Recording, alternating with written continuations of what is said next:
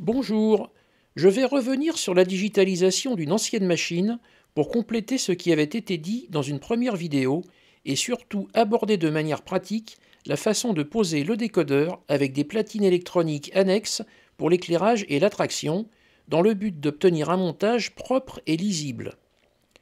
On verra aussi l'intérêt d'utiliser des connecteurs pour pouvoir séparer la caisse du châssis et aussi l'utilisation de supports imprimés en PLA ou tout simplement en carton pour poser les différents éléments le plus proprement possible et sans fil qui se promènent partout. Je ne vais pas répéter ce qui avait déjà été dit et je vous invite tout d'abord à voir la première vidéo si cela n'a pas déjà été fait.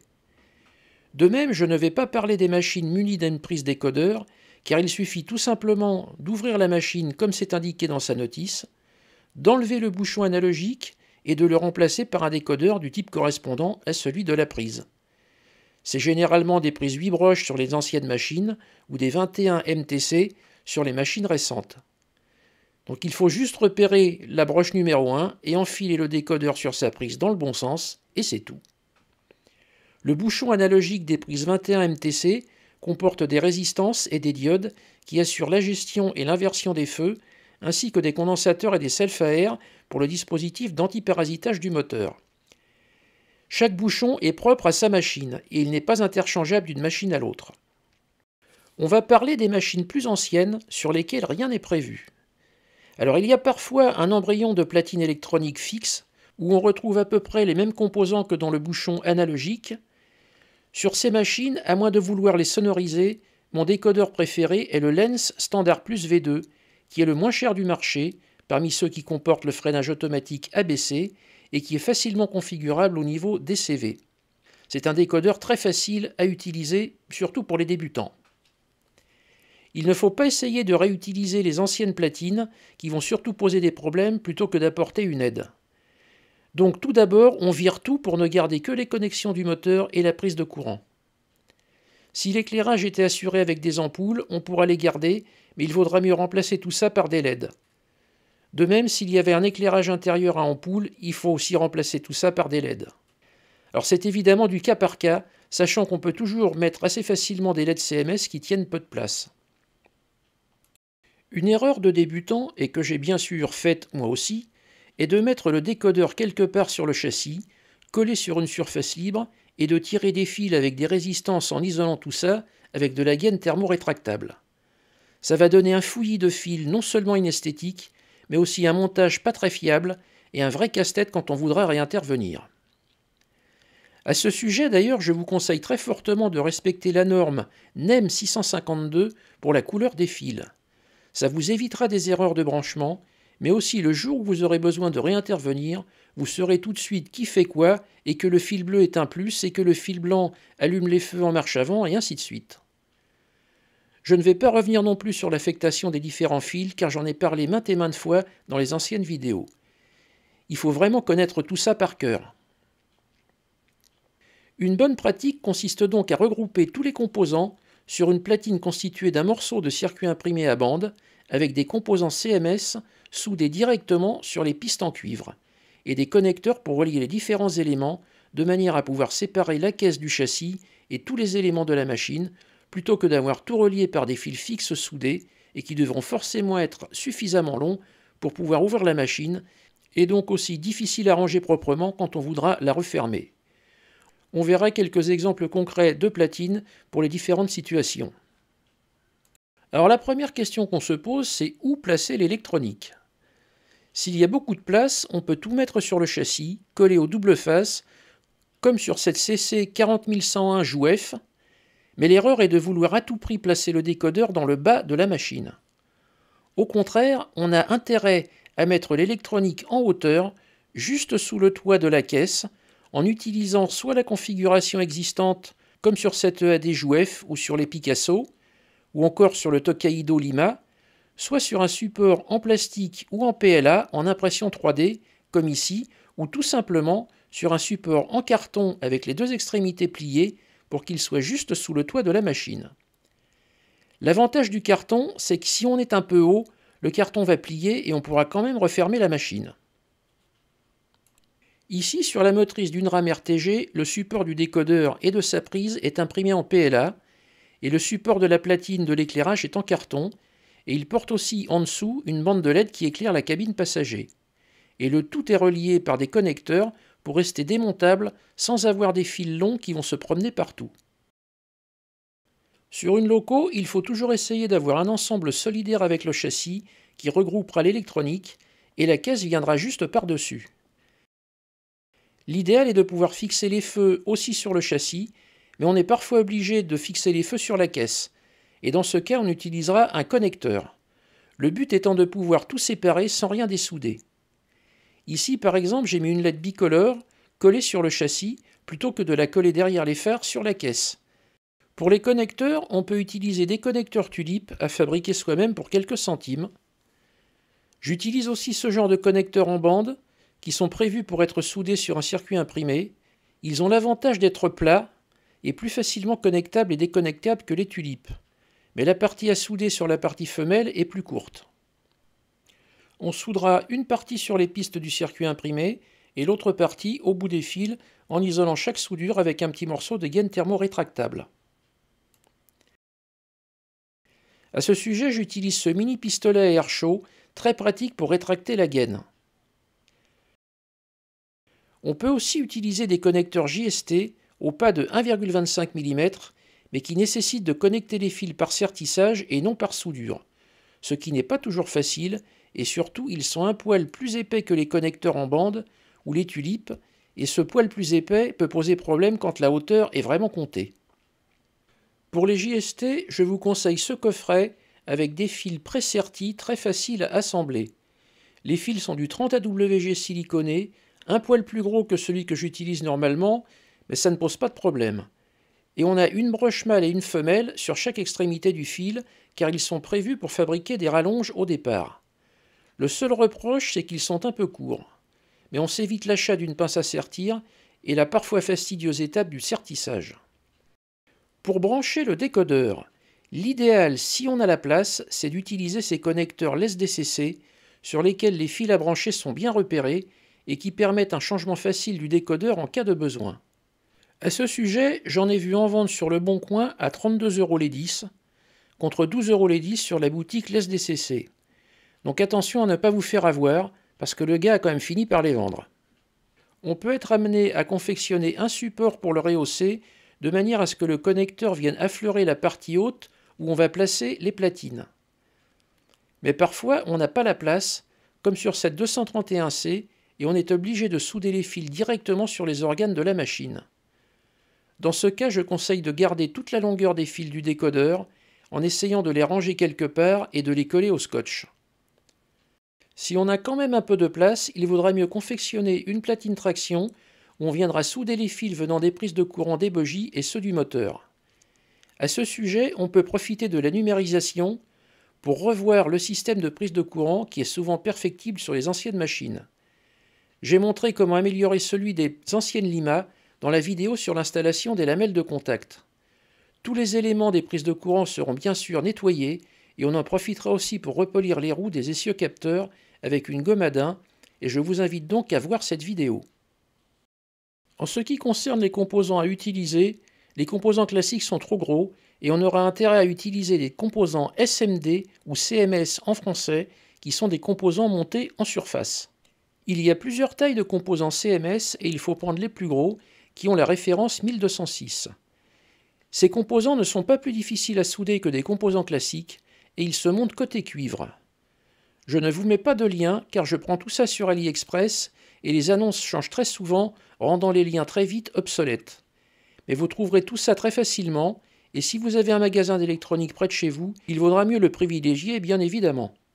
Je ne fais pas de publicité pour ce site chinois, mais il faut reconnaître que les prix y sont très bas, avec un port gratuit à partir de 10 € de commande, ce qui fait un peu réfléchir. On verra le montage de ces composants plus loin. Les platines électroniques, sur lesquelles on va souder les composants CMS, sont taillées dans des plaques de circuit imprimé à bande appelées Veroboard. Pour l'éclairage, il faut 6 pistes de haut sur une dizaine de trous de long. Les fils de la partie éclairage du décodeur arrivent d'un côté, et de l'autre côté, on va souder les fils des différentes LED qui passeront par leur résistance chutrice. Les fils peuvent être soudés directement ou branchés par l'intermédiaire d'un connecteur enfichable si on a besoin de séparer les éléments pour le démontage de la machine. Ce qu'il faut éviter, c'est de se retrouver avec des éléments séparables de la machine, reliés par des fils soudés. Il faut pouvoir tout séparer sans avoir de fil à la patte. Tout est fixé au double face et les fils de liaison sont coupés au plus court. Et on fixera les fils avec du scotch pour qu'ils ne se promènent pas. On va voir plusieurs exemples de platines d'éclairage dans différentes situations. Un petit mot tout d'abord sur la manière de brancher un condensateur sur une bande de LED, car on voit parfois des schémas inadaptés. Ici, par exemple, on a un schéma qui est plutôt adapté au branchement d'un power pack sur la sortie du pont de diode d'un décodeur. Quand l'arrivée du plus en bleu est alimentée, le courant est forcé sur la résistance de charge de 100 ohms par la diode qui est non passante dans ce sens. Et donc le courant va à la fois au condensateur et à la bande de LED. Quand il n'y a plus d'arrivée sur le fil bleu, le condensateur se décharge à travers la diode, qui est passante dans ce sens, et qui offre moins de résistance que la résistance de 100 ohms. Le courant empruntant toujours le chemin qui offre le moins de résistance. Mais si le courant repart bien dans la bande de LED, il repart aussi vers le décodeur par le fil bleu, ce qui n'est pas l'idéal, d'autant que le fil bleu est le plus commun à toutes les sorties. Il vaut mieux utiliser ce genre de schéma en mettant la résistance de charge et la diode en série sur le plus du condensateur et en branchant la bande de LED directement aux bornes du condensateur. Ainsi, quand le fil bleu est alimenté, le courant charge le condensateur car la diode est dans le sens passant et va aussi alimenter la bande de LED. Et quand il n'y a plus de courant, le condensateur se décharge dans la bande de LED car le courant est bloqué par la diode qui est à ce moment dans le sens bloquant. Et rien ne revient vers le décodeur par le fil bleu. On peut encore optimiser le montage pour maximiser le stockage de courant dans le condensateur en diminuant la valeur de la résistance à 47 ohms et en utilisant une diode Schottky du genre AN5818 qui supporte 1 A sous 30 volts et dont la tension de seuil, donc la diminution de tension qu'elle va engendrer, est de 0,3 volts contre 0,7 volts pour une diode de redressement normal. J'avais parlé des diodes Schottky plus en détail dans la vidéo sur le wagon voltmètre et la façon de mesurer la tension du DCC. Vous pourrez aussi voir la vidéo sur la fabrication de réglettes d'éclairage où vous trouverez un montage avec un condensateur sur une toute petite plaquette de circuit à bande qui peut aussi servir pour éclairer une voiture ou pour mettre un feu de fin de convoi. Et vous trouverez aussi une explication sur la nécessité de charger le condensateur à travers une petite résistance en DCC et donc je ne vais pas y revenir. On va maintenant voir en détail ces platines d'éclairage en commençant par le montage de base dans une loco où on a des feux rouges et blancs inversés selon le sens de marche, commandés par F0, les feux rouges arrière pouvant être commandés séparément par F1, de manière à pouvoir les éteindre quand la machine est attelée, mais aussi pour avoir un éclairage rouge des deux côtés quand la machine est en stationnement sur une voie de triage. Et on aura aussi un éclairage de la cabine de conduite commandé par F2.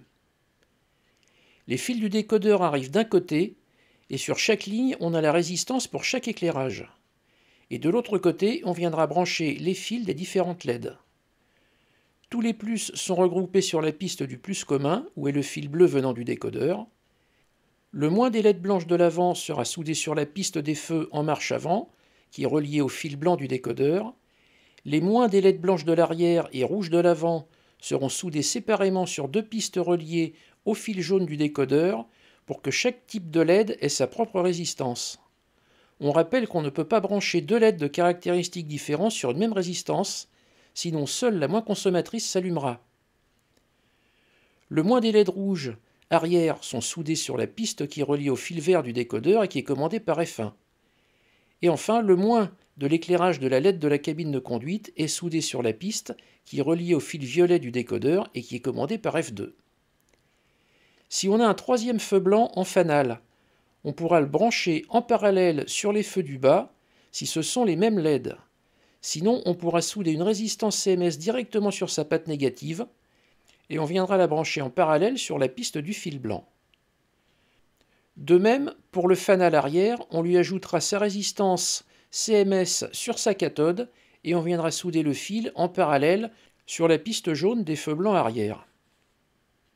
A noter que les valeurs des résistances ne sont données ici qu'à titre indicatif, car elles dépendent du type et de la luminosité des LED, mais aussi de la manière où elles sont montées. Ainsi, une LED éclairant à travers un conduit de lumière en plastique aura besoin de plus d'intensité qu'une LED qui sort directement de la caisse.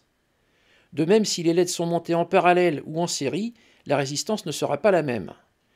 Donc ces valeurs seront à adapter et le plus souvent à la hausse. Maintenant, on va voir une platine d'éclairage avec condensateur.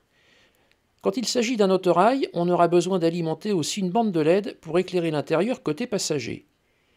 Et dans ce cas, on n'a pas besoin d'avoir une commande séparée pour les feux rouges de l'arrière. Et donc on commandera l'éclairage de la cabine passager par F1. Et on pourra garder l'éclairage de la loge de conduite commandé par F2. Pour stabiliser l'alimentation de la bande de LED, on va aussi avoir besoin d'un condensateur. Et on va ajouter une deuxième piste de plus pour ce condensateur avec la résistance de charge de 100 ohms et une diode qui empêche le retour du courant du condensateur vers le fil bleu du décodeur de manière à ce que le courant reste pour alimenter la bande de LED comme on l'a vu plus haut. Si le condensateur est fixé sur la même structure que la platine, on pourra simplement souder ces fils sur les pistes. Sinon, il faudra utiliser un connecteur car toutes les structures de la machine doivent pouvoir rester séparables. Ici, la diode anti-retour a été montée sur le fil vert d'arrivée du décodeur, car je n'avais pas prévu de mettre un condensateur au départ, et c'est au cours des essais que c'est apparu nécessaire. La diode est donc sur le moins et non pas sur le plus comme dans le schéma précédent. Ça veut dire qu'on peut la mettre aussi bien sur le plus que sur le moins, tout comme la résistance de charge, ça n'a aucune importance. Il faudra juste adapter son sens pour qu'elle soit passante dans le sens de la charge du condensateur et bloquante dans le sens de la décharge. Pour le condensateur, une valeur de 220 à 330 microfarad en 25 volts sont suffisants. Pour les feux rouges et blancs, si l'autorail a une motrice et une remorque, on branchera les feux blancs de l'avant sur la piste du fil blanc et les feux rouges sur celle du fil jaune. Et dans la remorque, on aura une autre platine identique, sauf éventuellement pour l'éclairage de la loge de conduite qui pourra être supprimée ou pas. L'alimentation de cette platine pourra se faire en utilisant une ligne de train avec des attelages magnétiques, comme ce qu'on a vu dans la vidéo de l'EAD JOUEF de 1980 ou dans celle du Tokaido Lima, mais on pourra aussi faire le choix de monter un décodeur de fonction dans la remorque qui sera calé sur la même adresse que le décodeur de la motrice. Les décodeurs TAMS vendus chez Conrad ou directement sur le site de TAMS Électronique coûtent 15 € et offrent 4 fonctions avec possibilité de brancher un condensateur qui fait office de power pack. Ces décodeurs n'ont donc pas de sortie moteur. On pourrait aussi confectionner une connexion par câble entre motrice et remorque, mais c'est moins pratique. Sur la platine de la remorque, on retrouvera donc les mêmes branchements, sauf que les feux blancs sont branchés sur le fil jaune et les feux rouges sont branchés sur le fil blanc, car ils doivent être allumés en marche avant, alors que ce sont les blancs qui doivent s'allumer en marche arrière. A noter que sans décodeur de fonction, il ne sera pas possible de commander un éclairage de la cabine arrière, car il n'y a plus de fonction disponible, du moins sur les décodeurs LEN standard plus V2. Dans le cas d'une platine d'éclairage avec ligne de train, sur la motrice de tête, on doit amener les fils venant directement du décodeur sur l'attelage magnétique arrière ou sur le connecteur qui relie la motrice à la remorque. On va donc avoir ce type de montage. Les fils venant de l'attelage arrière et qui doivent alimenter la remorque sont branchés sur un connecteur.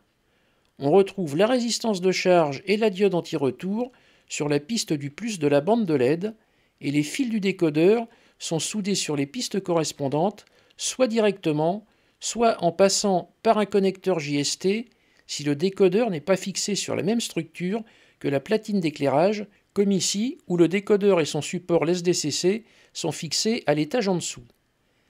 S'il y a plus d'une remorque, on aura ce type de platine sur les voitures intermédiaires avec une liaison vers l'attelage de l'avant et l'attelage de l'arrière. Mais on sort un peu du sujet de cette vidéo et je vous renvoie aux vidéos du Tokaido et du RTG JOUEF pour les platines à installer dans les voitures intermédiaires et dans leur motrice de queue. On peut aussi avoir une platine spécifique pour les courants de traction. Dans le cas général, c'est le support LSDCC qui regroupe les 4 fils dédiés à la traction, à savoir le fil rouge de l'arrivée du rail droit dans le sens de marche, le fil noir du rail gauche et les fils orange et gris de l'alimentation du moteur.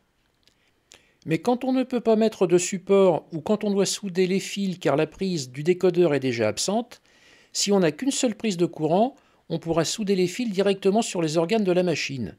Mais si on a des prises de courant sur les deux bogies ou une prise de courant étendue au premier bogie de la première voiture, on aura plusieurs fils d'arrivée du DCC.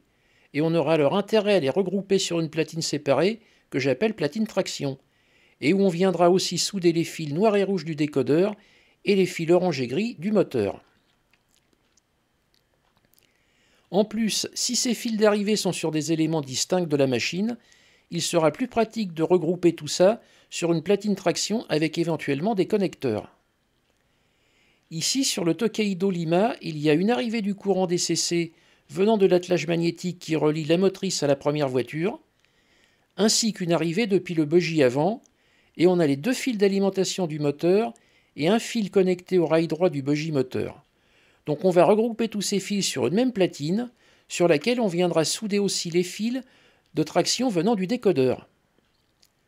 On a donc un connecteur à 3 broches qui vient du bogie moteur, avec les deux fils orange et gris de l'alimentation du moteur, plus le fil rouge qui vient de la lamelle de prise de courant sur le rail droit. En dessous, on a les deux fils rouges et noirs venant de l'attelage magnétique et qui amènent le DCC capté par le bogie de la première voiture. Et de l'autre côté, on a un autre connecteur à 2 broches qui amène le DCC capté par le bogie avant. Et les 4 fils gris, rouge, orange et noir qui vont au décodeur, car ici c'était un décodeur déjà monté auparavant et qui n'avait plus de prise. Ça permet un montage propre et lisible si on doit réintervenir, et surtout qui permet la désolidarisation de la caisse qui porte la platine sur son toit, du châssis qui porte les bogies moteurs et capteurs, ainsi que l'attelage magnétique. Donc tout est démontable et sans fils longs qui font du fouillis et qui sont difficiles à ranger pour refermer la machine. Il faut toujours bien réfléchir en amont à la manière dont on va disposer les différents éléments, avec des fils les plus courts possibles et bien rangés. L'utilisation de connecteurs simplifie énormément les choses. Les platines traction et éclairage sont le plus souvent placées côte à côte, comme ici sur le toit de la motrice Tokaido, mais on peut aussi les mettre à des niveaux différents, la platine traction restant sur le châssis, proche des bogies et du moteur. Si on a utilisé un support LESS-DCC, c'est ce support qui fera office de platine traction, et on viendra souder les différents fils avec éventuellement les connecteurs directement sur ce support. C'est le cas ici sur une motrice RTG où le support LESS-DCC et le décodeur sont fixés sur un élément de l'aménagement intérieur imprimé en 3D PLA. La platine éclairage et les différents connecteurs étant placés sur un support en carton qui fait office de faux plafond et qui supporte aussi la bande de LED de l'éclairage intérieur. Le montage de ces composants n'est pas plus compliqué que celui de composants classiques, c'est juste un peu plus petit. Le composant est placé sur la piste en cuivre, sans oublier de faire une coupure en dessous. Il faut le maintenir pendant la soudure, et j'utilise ce genre de presselle automatique et la troisième main pour bien immobiliser tout l'ensemble. Ensuite, on chauffe le bord du composant et de la piste en cuivre en même temps, et on vient mettre un peu de soudure. Si on a mis trop de soudure, il suffit de la réchauffer et d'aspirer l'excédent avec une pompe à dessouder qui doit aussi faire partie de votre barda car elle est indispensable. Vous trouverez d'autres exemples de platines pour des voitures intermédiaires avec des connexions vers attelage magnétique qui forment une ligne de train dans la vidéo de la rame Tokaido Lima ou dans celle à venir de la rame RTG Jouef. Pour terminer, il faut mentionner qu'il existe aussi des platines toutes faites vendues quelques euros sur AliExpress. Elles sont munies d'une prise à 8 broches pour le décodeur et on a juste à y souder les fils venant des différents organes de la machine, du moins en théorie. Mais j'avoue que je n'ai jamais essayé et elles ne prennent en charge que les branchements de base, arrivée des rails, fil du moteur, inversion des feux avant et arrière, la séparation des feux rouges et blancs n'étant pas gérée directement. Elle ne constitue pas une alternative universelle, car outre la place nécessaire pour les loger, surtout en épaisseur, elle ne supporte pas la gestion de plusieurs LED différentes au niveau des feux, ni de l'éclairage cabine, et encore moins de l'éclairage de la partie passager d'un autorail par exemple, surtout si on veut y mettre un condensateur. Donc malgré un petit prix, je ne pense pas que ce soit vraiment valable, et il vaut mieux apprendre à faire vous-même les choses. Car même si vous n'êtes pas à l'aise au début, ce n'est pas en essayant de monter des trucs du commerce plus ou moins adaptés que vous pourrez progresser. Et c'est avec l'expérience acquise au fil de réalisations toutes différentes que vous pourrez ensuite faire face à toutes les situations et surtout avoir du sur-mesure. N'oubliez pas que c'est en forgeant qu'on devient forgeron et que c'est en sciant que Léonard de Vinci. Je vous remercie d'avoir suivi cette vidéo jusqu'ici et j'espère qu'elle vous sera utile pour améliorer vos montages de décodeurs. Dans la prochaine vidéo, on reverra tout ça dans la numérisation d'une rame RTG-JOUF avec là aussi une ligne de train avec des attelages magnétiques. À bientôt!